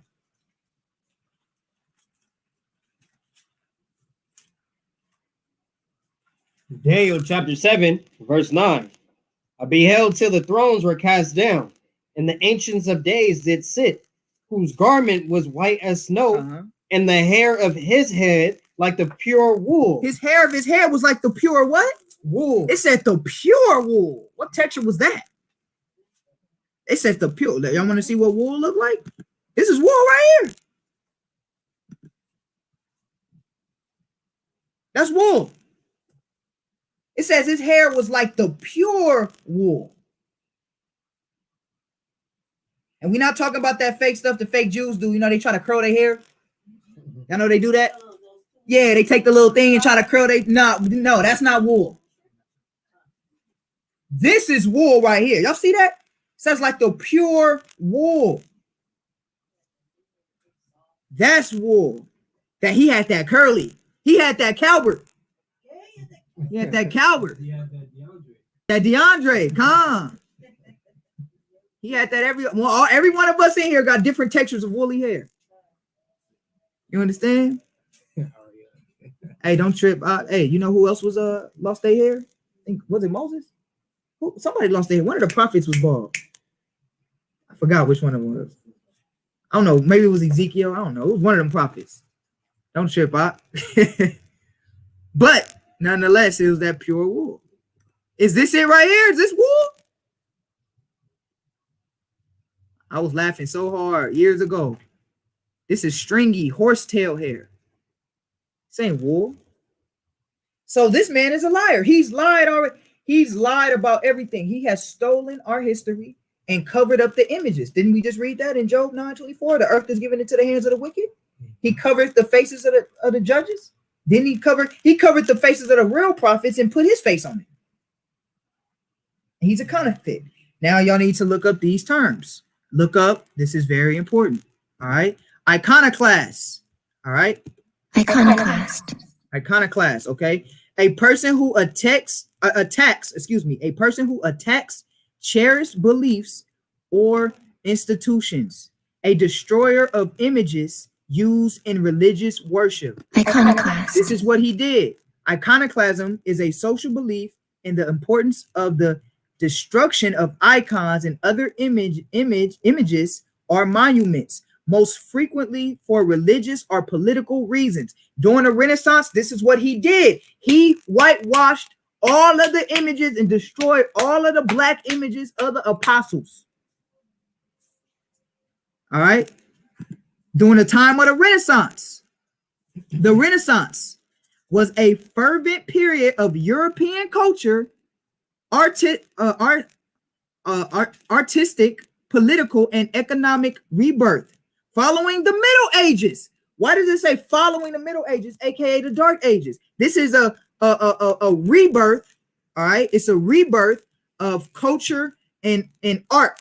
The main art forms during that time was biblical art forms, pictures of Moses, pictures of the apostles, pictures of Christ. This was a big thing back in those days. In that time, that was like prestige to have that type of artwork. And they still got this artwork hidden in the museum in Great Britain. They got this stuff hidden. All right. They got this stuff hidden. And this artwork was known. All right. Was known all throughout the world until the Renaissance, where they whitewashed everything, generally described as taking place from the 14th century to the 17th century. The Renaissance prompted the rediscovery of classical philosophy, literature, and art. They, you know how they basically what they just told you in a politically correct way was, we stole y'all shit. That's basically what they did. We stole your shit and we turned it into us. But they like to say classical philosophy, literature, and art. It was a Renaissance promoted in the rediscovery. How the hell you rediscover something you not? It was a rediscovery of art. We rediscovered. You didn't rediscover nothing. You just stole it, and then you whitewashed it, and then you made it seem like it was you, and you lied. That's why I titled this "The Greatest Thief of All Times." And they just didn't do that with classical religious art. They did that with art in general because they hid this information. More saints, knights, and kings. I brought this out a long time ago. The African presence in medieval and Renaissance Europe. This was during the time when the white man started coming into power. The Queen Elizabeth and all of that. Y'all not the real royals. We was. All right. Look at these images.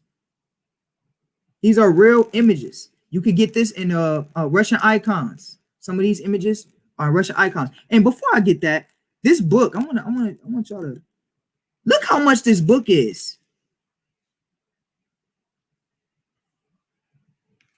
$1,383. Look at that. $2,500. And it's used. And it's used. Look at this. $1,200. This is rent for some people. See that? Why are these books so much? What are they keeping in these books? We about to buy this book though. They're keeping the real images of our forefathers. The real images. They don't want you to know black nobility. All right. They don't want you to know this stuff. Hold on. Let me let's get this real quick. Look at this. Black royalty in Europe. All right. Black royalty in Europe. And I'm gonna prove to you that the Jews was there. Let me show you. I'm gonna show y'all this one right here real quick. The coat of arms. I'm gonna show y'all this real quick.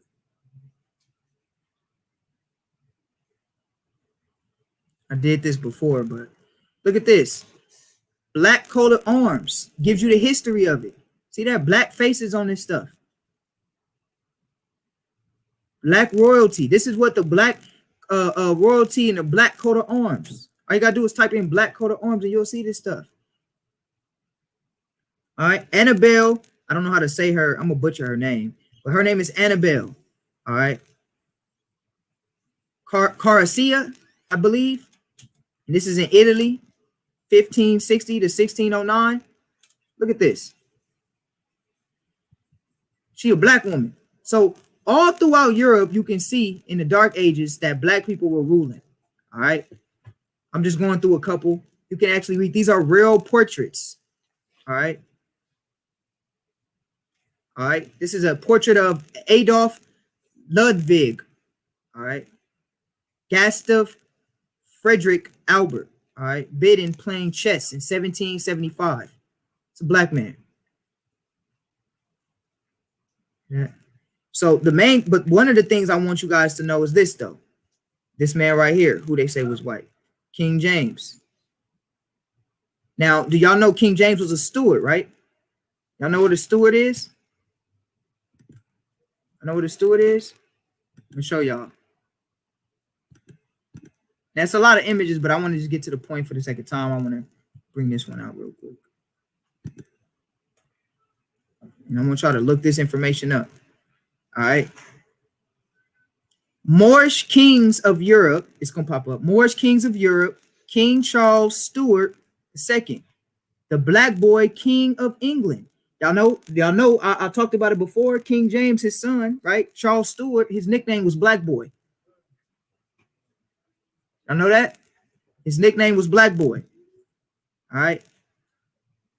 The word Stuart, I'm going to read this. The word Stuart comes from the old Nordish root shover, which means black. Did y'all know the word Stuart actually goes back to black? Stuart is the same word as swarthy, which means black in Old English. So what line did King James come under? King James was a steward. King James was a steward. King James was a Moor. That's why when you read the Bible, look, in this Bible that I just got, right? In this Bible, when you read it, the beginning of it, about the translator, watch what it says. It says, King of Great Britain, France, and Ireland, defender of the faith. King James was known as a defender of the faith. What was he defending? He was defending the truth from the Roman Catholics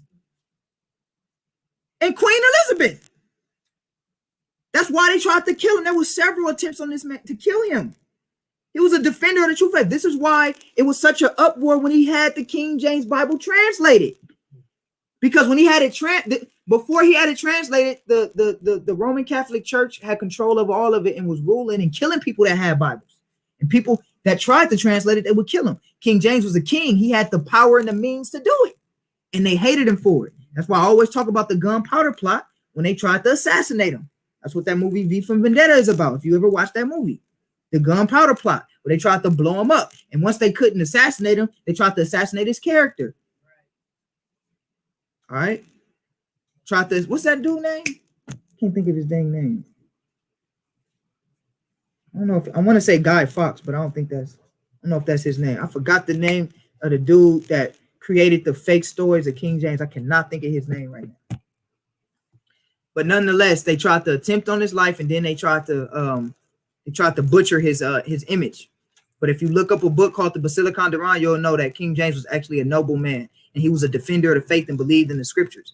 Now, you guys got to look up this. All right. Let me see. This is a term. Watch this. How many of y'all knew that there was a term called the Jacobites? All right. Jacobitism. Watch this. Was a largely 17th and 18th century movement that supported the restoration of the House of Stuart to the British throne. It was war going on right here. Why did they call themselves the Jacobites?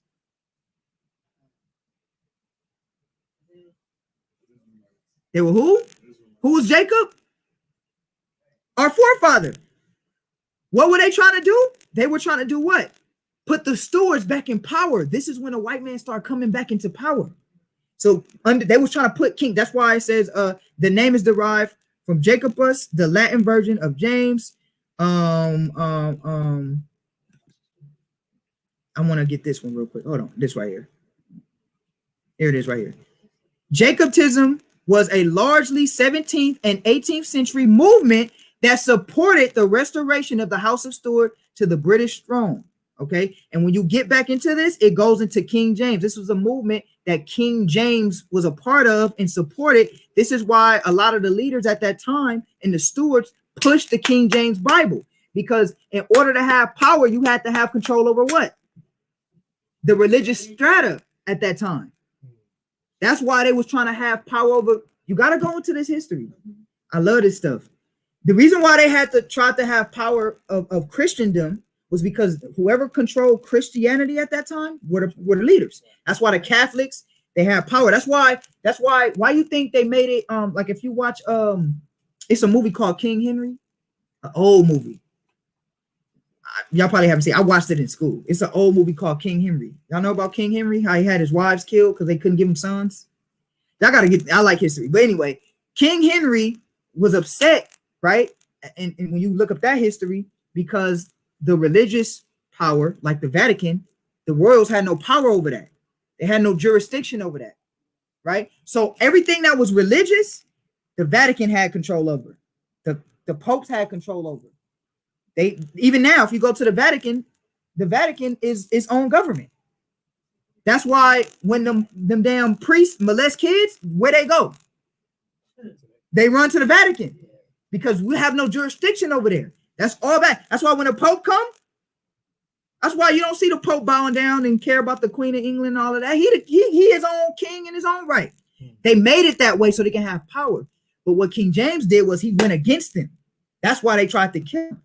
And now the Pope and the Edomites, when they came into power and controlled Britain, they all worked together. And King James worked against them because they were trying to do wicked, evil stuff like distort the Bible, right? And falsely lead the people. This is why they tried to kill King James. And this is why they created a movement called the Jacobites or Jacobitism. You can look it up. All right. And this was King James. And they fought against these people. And one of the biggest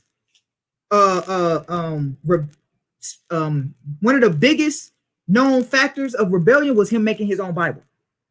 Once he made his own Bible, it was on. It was on. Oh, you made your own Bible? Oh yeah, no, we ain't liking that.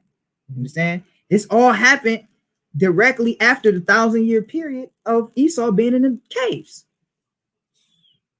All right. This is some cold history y'all got to research. This is history they don't teach. Why they don't tell us this stuff in school? Imagine if they taught us this in school, right? Now, this is a video. I'll show y'all this. Now, y'all bear with me. Y'all can just listen to it and or look at it on your phone or whatnot. I do want to play this video, though, because it is the popes. They're bowing down to the Black Madonna. All right. So just whenever it comes up, you guys will be able to see it. And then you'll see, I'm going to show you guys. When you guys see the Black Madonna image, just let me know. I'm going to play the video. This is Pope Benedict and Pope Francis. MT's Claudio Livonga's in Vatican City. Claudio, what do we know about what happened at that meeting this morning? And can you explain to the viewers who don't know why this is so rare? Well, Alex, as far as meetings go, it doesn't get more historic than this one. As soon as we saw the two, I just want you guys to see the image they bow down to. A one of a kind. They were both dressed in white, of course. The only difference being when Pope Francis was wearing a little sash and a little cape there. Pope Benedict XVI, the Americas, of course, walked to the helipad in his smoking cane, looking very frail, waiting for the Pope Francis to arrive in his white helicopter, and they embraced in a long embrace. That was one of the first. Did y'all see it? Did y'all see it? It's gonna come up. I'm gonna pause it when it comes back. Meeting, because after that they went into the summer residence, went to the private chapel to pray together. I paused it. Did y'all see it? I paused it. I'm gonna wait because I want y'all to see this, the image of the Black Madonna they bowing down to.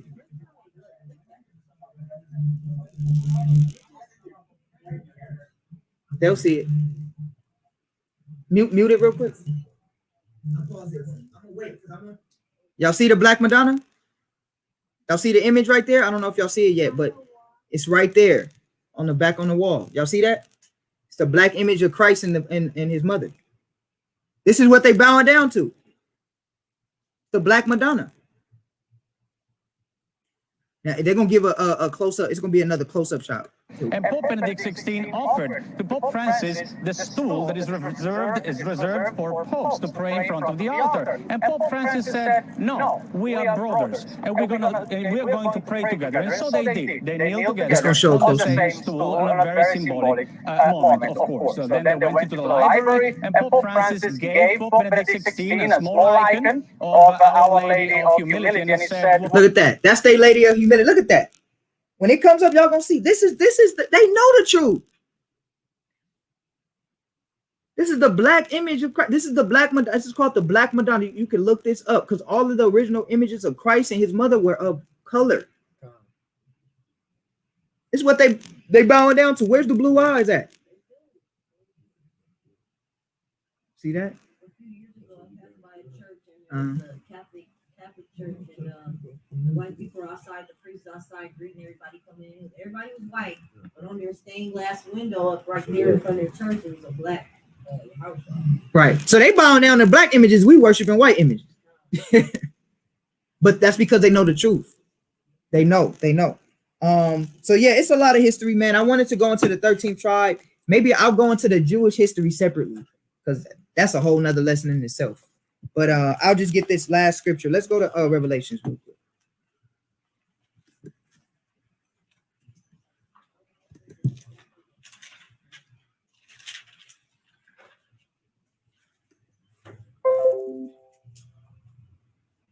All right, let's read this. Let's go to Revelations. Let's go to the last chapter.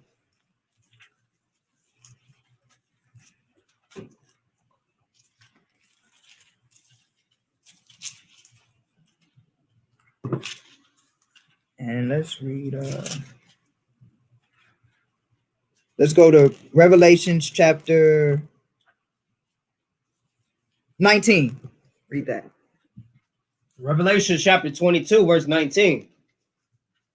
And if any man shall take away from the words of the book of this prophecy, God shall take away his part out of the book of life. Now, did they do that?